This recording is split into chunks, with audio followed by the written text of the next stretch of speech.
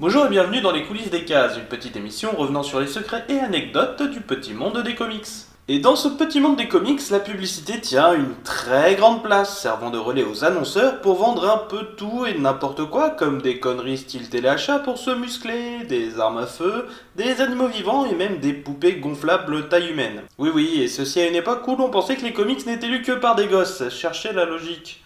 Bref, de temps en temps, des compagnies voulaient avoir un peu plus de visibilité, et éditaient donc des comics qui leur étaient entièrement dédiés, comme McDonald's, Hot Wheels ou encore plus récemment la bière Six Ale. Mais généralement, ces comics ne se démarquent pas vraiment des autres, et marquent peu le marché. Alors pour se lancer, la marque Wham-O a décidé d'une chose, faire le plus large comics du monde.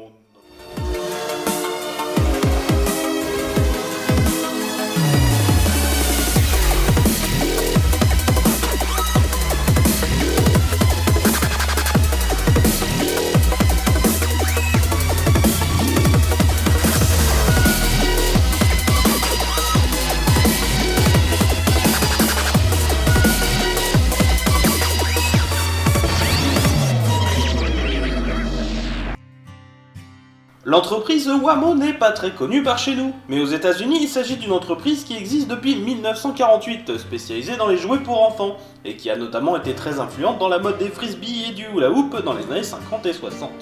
Surfant sur ses succès, la firme voudrait trouver de nouveaux produits à vendre aux enfants, et décide pour cela de faire un comic book. Mais pas n'importe quel comic book, non, le plus large comic book au monde, des dimensions de 14 pouces sur 21, à savoir, une fois converti en centimètres, 35 cm 56 de haut, 53 cm 34 de large.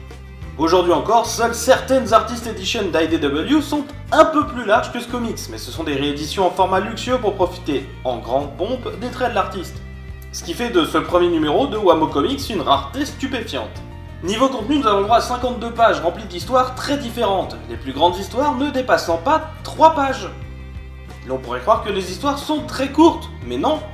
Les pages étant extrêmement larges, des tonnes de cases sont compressées sur une seule petite page, comme par exemple sur celle-ci, qui contient 37 cases à elle seule.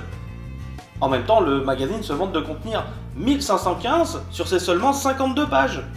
Et oui, ça fait beaucoup. Pratiquement tous les genres populaires sont représentés ici. L'aventure, les histoires de détectives, la science-fiction, le super-héros et même l'humoristique. Dans les genres maîtres, il ne manque plus que le western, la romance et le sport. Et entre les histoires, l'on ne retrouve pratiquement que de la publicité pour la marque Wham-O et ses jouets, et quelques jeux soi-disant éducatifs. Et l'on pourrait croire que la partie artistique du numéro soit un peu laissée de côté, mais non, le titre rassemble beaucoup d'auteurs connus et reconnus. Voyez plutôt, Lou Finn, artiste phare du Golden Age, l'artiste préféré de Jack Kirby. Wally Wood, le créateur du costume rouge de Daredevil et qui a fait paraître Power Girl dans la Société de Justice. Virgil Franklin Parch, plutôt connu dans son travail dans des comics strips humoristiques. On y croise même le premier travail d'un certain Ernie Colon, qui travaillera par la suite sur du Vampirella, Creepy et Eerie chez Warren Publishing, une adaptation de Battlestar Galactica chez Marvel, ainsi que du Magnus chez le Valiant des années 90. Il sera même éditeur chez DC Comics sur des titres phares comme Flash, Wonder Woman et Green Lantern dans les années 80 et travaillera aussi sur du Damage Control et Fatalist 2099 chez Marvel. Si on résume, ce comics, bien qu'étrange, semble bien parti pour fonctionner. Et pourtant, sur les 6 numéros de promis, il n'y eut que le numéro 1 de sortie. Pourquoi cela ? Eh bien tout simplement car il s'agit du comics le plus large au monde. Nous sommes encore dans les années 60 et le marché direct, à savoir la vente via librairie spécialisée, que l'on appelle comic shop, n'existe pas encore. Au lieu de ça, les comics sont vendus un peu partout. Dans la rue, les épiceries, les kiosques à journaux, les magasins en tout genre, les pharmacies, même les drogueries. Et si l'on trouve toujours de la place pour un comics de taille normale, à savoir 6 pouces 625 sur 10-25, ou 16 cm 83 sur 26 dans le système métrique, il est bien difficile de mettre en rayon un produit qui fait presque le triple niveau taille. La plupart des vendeurs n'ont même pas essayé de le vendre, malgré les efforts de Wamo pour distribuer des porte-comics à la bonne taille. Et malgré toute sa bonne volonté, et même une qualité réelle dans certaines histoires, Wamo Comics numéro 1 fut un retentissant échec commercial. En même temps, difficile de faire autrement quand les marchands refusent même de vous vendre. Et je pense que c'est une histoire qui mérite qu'on s'en souvienne dans notre folklore comics. It's a giant Wham-O comic book with pages and pages of adventure.